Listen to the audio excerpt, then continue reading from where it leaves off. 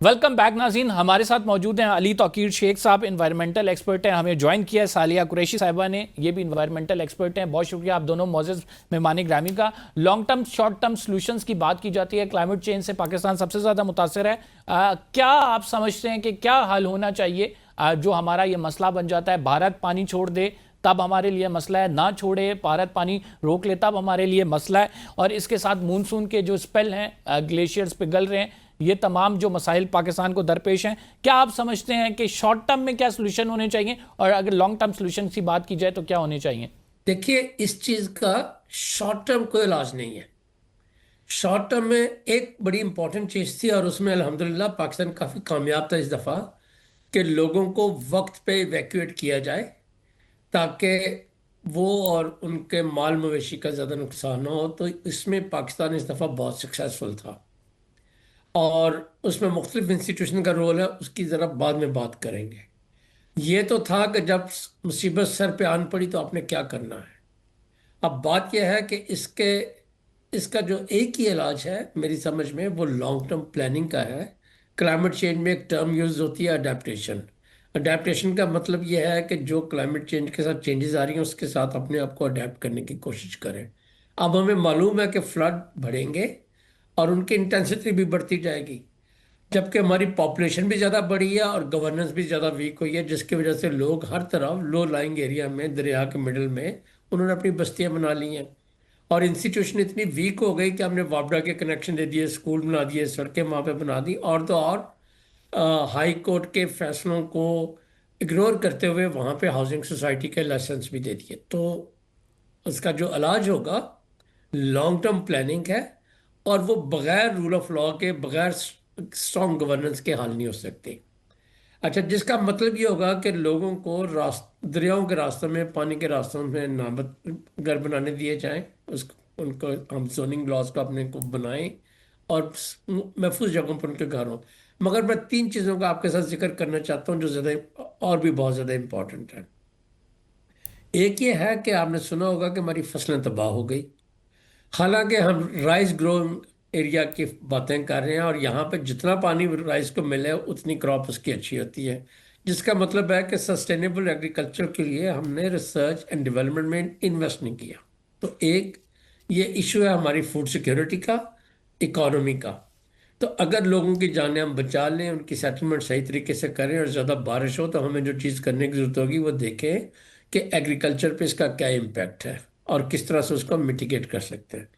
دوسری چیز ہے کہ جب آپ لوگوں کو ایویکویٹ کرتے ہیں تو ہم خوش تو بہت ہوتے ہیں ان کی جانیں بچ گئیں, مگر ان کو ریفیوج ہم دیتے ہیں سکولز میں, اور یہ لوگ 2-2, 4-4, 6-6 مہینے, 2-2 سال وہاں سے نکلتے, تو بچوں کی تعلیم ادھوری رہ جاتی ہے. تو کسی کی جان بچانے کا یہ مطلب نہیں ہے کہ ایک جنریشن کا فیوچر خراب کیا جائے. تو ہمیں اس چیز کا بھی علاج نکالنا ہوگا کہ سکول اور ایجوکیشن کو کیسے ہم پرمپٹلی ریزیوم کر سکتے ہیں. اور تیسرا جو ہے, اور وہ بھی کم اہم نہیں ہے, وہ یہ ہے کہ یہ گندا پانی لوگ پئیں گے, ہائیجین کی کوئی فیسلٹی نہیں ہوگی, اور ڈینگی بھی پھیلے گا, ملیریا بھی پھیلے گا, اور بھی ویکٹر بورن ڈیزیز پھیلے گی. تو جتنا یہ جانیں بچانا ضروری ہے اتنا لوگوں کی صحت بچانا بھی ضروری ہے, اور اس کی تیاری بھی لانگ ٹرم کرنے کی ضرورت ہوتی ہے, آپ فوری طور پہ بعد میں نہیں کر سکتے. میں سالیہ صاحبہ سے پوچھوں گا, اس کے بعد دوبارہ آپ کی جانب آؤں گا. سالیہ صاحبہ, آپ کیا سمجھتی ہیں؟ سر بتا رہے ہیں کہ شارٹ ٹرم پہ ایز سچ کوئی سلوشن اویلیبل نہیں ہے رائٹ ناؤ. اگر ہمیں مطلب یعنی ایک حکومت آتی ہے, 5 سال کا ایک پروجیکٹ لاتی ہے, بیچ میں مونسون ہو جائیں, اعلانات کافی ہوتے ہیں, گرانٹس بھی آتی ہیں, لیکن ہم پریکٹیکلی سلوشن اس وجہ سے نہیں دیکھ رہے کہ ہر سال ہمیں اسی کنڈیشن کا سامنا ہے, بلکہ یہ شدت اختیار کرتا جا رہا ہے. تو آپ کیا سمجھتی ہیں, آپ کی کیا رائے ہے کہ ہم کیا وہ سٹیپس لے سکتے ہیں جس سے ونس فار آل ہم اسے سیٹل کریں؟ اگر مکمل طور پر سیٹل نہیں ہو سکتا, کسی نہ کسی حد تک تو ہم اس میں سکسیسفل ہوں کہ ہم لوگوں کی جانوں کی حفاظت کر سکیں.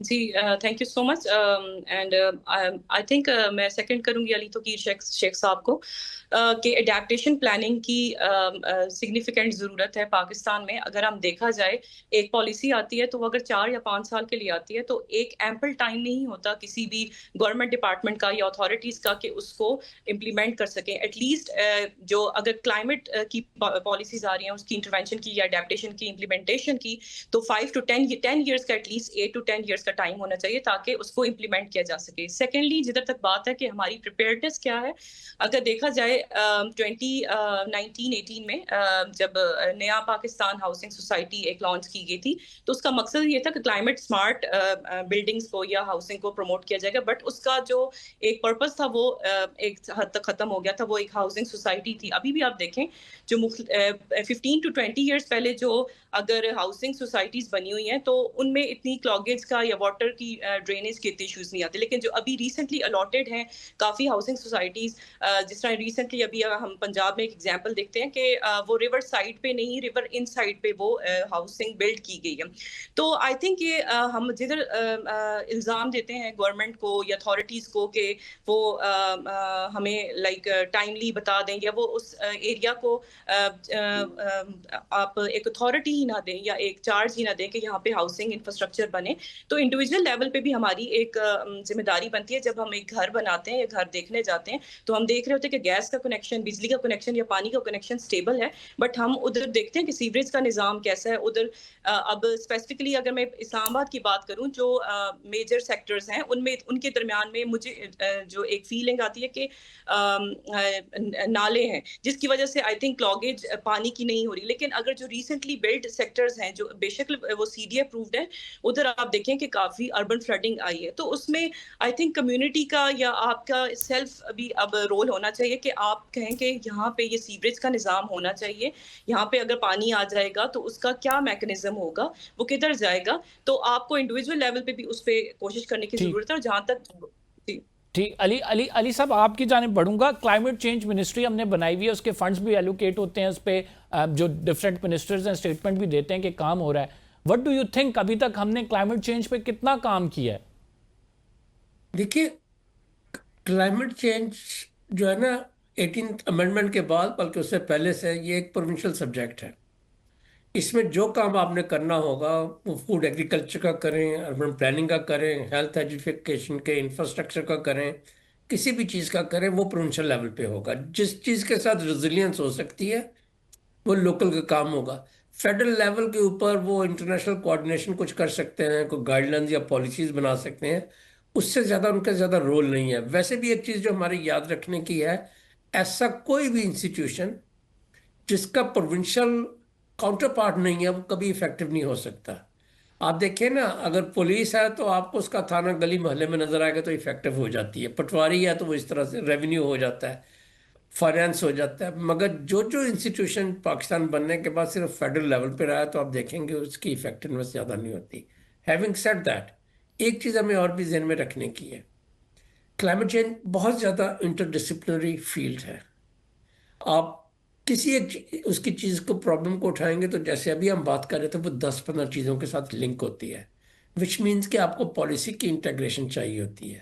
جو گورنمنٹ کے ڈپارٹمنٹ ہیں وہ سائلوز میں آپریٹ کرتے ہیں, پیرلل فیشن میں کرتے ہیں, ایک دوسرے کے ساتھ ان کی کوآرڈینیشن ویک نہیں ہوتی. جیسے ایگریکلچر اور اریگیشن کی کوآرڈینیشن اسٹرانگ ہوگی تو آپ کو پتہ چلے گا نا واٹر ایفیشنسی چاہیے, یا اگر ڈرنکنگ واٹر چاہیے شہروں میں اور گراؤنڈ واٹر کی جو ہے ڈپلیشن ہو رہی ہے پمپنگ کی وجہ سے, تو کسی نے تو اس کی کوآرڈینیشن کرنی ہوگی. تو جو سب سے بڑا مسئلہ ہے ہمیں وہ پالیسی امپلیمنٹیشن میں جو آتا ہے وہ ہماری کوآرڈینیشن انتہائی زیادہ ویک ہے, صوبوں کی فیڈریشن کے ساتھ اور ڈپارٹمنٹس کی اور منسٹریز کی ایک دوسرے کے ساتھ. ہمارا زیادہ فوکس ہوتا ہے انٹرنیشنل فائنینس کو ایکسیس کرنے میں, حالانکہ اگر ہم اپنا کام یہاں پہ صحیح کریں, اپنے ریونیو کو صحیح طرح سے اسپینڈ کریں, اس میں ٹرانسپیرنسی اور اکاؤنٹیبلٹی لائیں, اپنے ریسورس کو میجر کر سکیں, لوگوں کو دکھا سکیں کہ یہ جو ہم نے انویسٹ کیا اپنے ریسورسز کے ساتھ کیا. ہم غریب ملک ہے, لمیٹڈ ریسورسز ہیں, مگر جتنا بھی کریں گے اس کا جو امپیکٹ ہوگا اگر اس کو ہم ڈاکومنٹ کریں, شوکیس کریں تو فائنینسنگ کی کمی نہیں ہوگی. فائنینسنگ کی پرابلم وہاں پہ آتی ہے جہاں پہ ہم گراؤنڈ پہ کوئی کام نہیں کرنا چاہتے, صرف فیڈرل لیول کے اوپر یا پروونشل ہیڈ کوارٹرز میں پالیسیز بناتے رہتے ہیں, ان کو ریفائن کرتے رہتے ہیں. تو مین چیلنج یہ نہیں ہے کہ ministry of climate change effective ہے کہ نہیں ہے, مین چیلنج یہ ہے کہ ہماری کوآرڈینیشن کتنی افیکٹو ہوئی ہے, پلاننگ ڈپارٹمنٹس کتنے افیکٹو ہیں, جو پی سی ونز بنتے ہیں. یہ بڑا پرٹیننٹ پوائنٹ ہے کہ جو کوآرڈینیشن ہے وہ کتنی امپورٹنٹ ہے اور وہ کس حد تک ہو رہی ہے, کیا ہو بھی رہی ہے یا نہیں, فائنانس سے زیادہ ضروری ہے. علی توقیر صاحب اپنی رائے کا اظہار کرے تھے. ناظرین پروگرام میں ایک چھوٹا سا بریک شامل کریں گے. We will be right back after this short break, اور پھر کچھ اور موضوعات پہ گفتگو کریں گے.